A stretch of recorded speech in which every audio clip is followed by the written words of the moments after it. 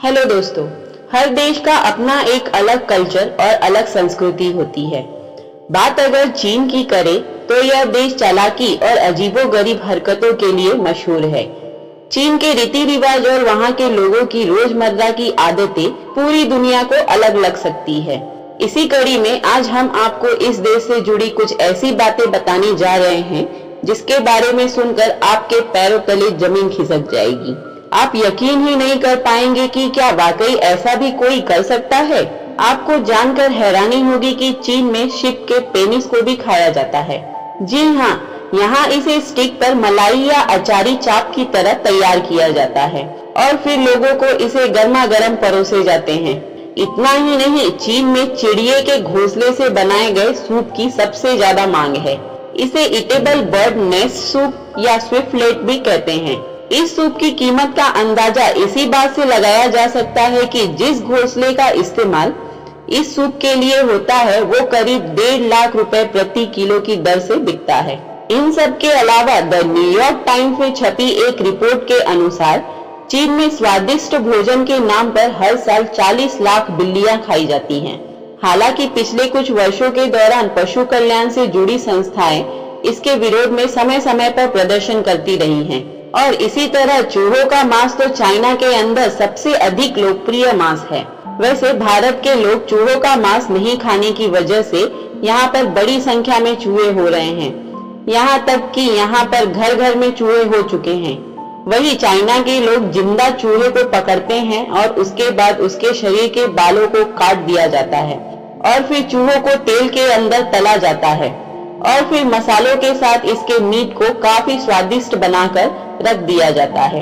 खाने पीने की दुकानों पर चीन में यह मीट काफी आसानी से मिल जाता है। आपको यह भी पता होना चाहिए कि चूहे का मांस सिर्फ चाइना के अंदर ही नहीं खाया जाता, बल्कि अमेरिका, एशिया और यूरोप के कई देशों में इसको खाया जाता है। आइए जानते हैं कि चीन में सांप को कैसे खाया जाता है।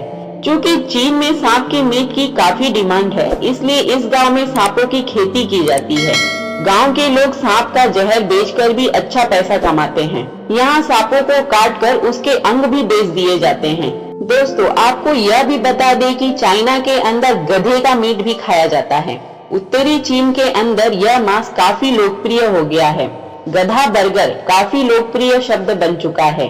कियांग सम्राट के शासनकाल के दौरान 1700 ईस्वी के आसपास राजा एक बार यात्रा कर रहे थे तो उन्होंने रात को हेबेई प्रांत के अंदर रुके। वे जिस घर के अंदर रुके थे उसके मालिक को खाने के लिए लाने को कहा तो उन्होंने संयोग से एक गधे को अभी अभी मारा था तो वह राजा को परोस दिया। उसके बाद क्या था, राजा को यह काफी पसंद आया और इस फॉर्मूले को सबको बता दिया। इस तरह से गधे का मांस चाइना के अंदर लोकप्रिय हो गया। पहले परिवहन के साधनों के रूप में गधों का इस्तेमाल किया जाता था। हालांकि बाद में मोटर गाड़ी के साधन आ जाने की वजह से धीरे धीरे गधों का इस्तेमाल बंद हो गया और उनका प्रयोग मीट के रूप में होने लगा। 1949 में पीपुल्स रिपब्लिक ऑफ चाइना की स्थापना के कुछ समय बाद ही गधे के मांस का प्रयोग किसानों ने शुरू कर दिया था और उस समय गधे का मांस काफी खट्टा था और काफी लंबे समय तक संग्रहित किया जा सकता था और सस्ता होने की वजह से यह चाइना में आसानी से लोकप्रिय हो गया। हेबे प्रांत ने मई 2017 में अपना पहला वार्षिक गधा बर्गर उत्सव भी आयोजित किया। हालांकि आंकड़ों की माने तो गधों की संख्या में चीन में कमी आई है। सरकार के द्वारा जारी आंकड़ों के अनुसार पिछले 10 वर्षों में पशुधन के रूप में रखे जाने वाले गधों की संख्या 2018 में लगभग 50% घटकर 2.53 मिलियन हो गई है। लेकिन यदि हम बात करें, गधे के मांस की कीमतों में काफी अधिक इजाफा देखने को मिला है, जिससे गधे पालने वालों को काफी फायदा हुआ है। बीच में कुछ प्लास्टिक के चावल का भी जिक्र हुआ था। दोस्तों, वैसे आपको यह बता दें कि चीन के अंदर प्लास्टिक के चावल को नहीं खाया जाता है, लेकिन आपको यह पता होना चाहिए कि प्लास्टिक के चावल की शब्द की उत्पत्ति सबसे पहले चीन से ही हुई थी और उसके बाद यह शब्द पूरी दुनिया के अंदर फैल गया था। प्लास्टिक चावल शब्द पहली बार 2010 में चीन में सामने आया था।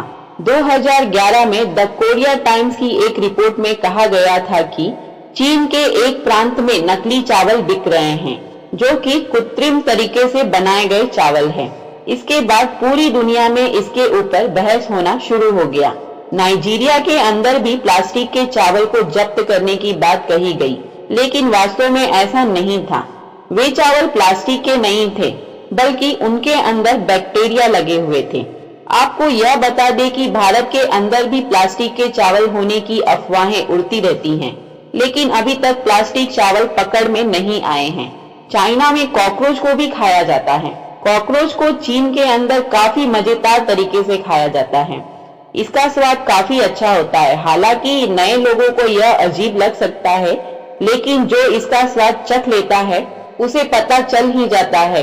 चीन के अंदर अनेक लोग ऐसे भी हैं जो कि सिर्फ कॉकरोच को पालने का काम करते हैं, क्योंकि कॉकरोच की मांग इतनी अधिक हो चुकी है कि इसको पाले बिना इनकी मांग पूरी नहीं हो सकती। यह एक तरह से बिजनेस के अंदर बदल चुका है और भारत के अंदर तो शायद ही कोई कॉकरोच खाता हो। कॉकरोच को पालने वाले यह बताते हैं कि उनके पास एक कॉकरोच को भोजन के रूप में पकाने की दुकान भी है, जिसको वे लोग चलाते हैं। इसके अलावा कॉकरोच को पालने का भी काम करते हैं। कॉकरोच को ऐसी जगह पर रखा जाता है कि वे भाग न सके। कई बार कॉकरोच भाग जाते हैं तो इससे नुकसान भी होता है। कॉकरोच के संबंध में चीनी लोगों की मान्यता है कि इसके पास काफी अच्छी प्रतिरक्षा क्षमता होती है। ऐसी स्थिति के अंदर यदि मानव इसको खाता है तो यह उसके लिए काफी फायदेमंद हो सकता है।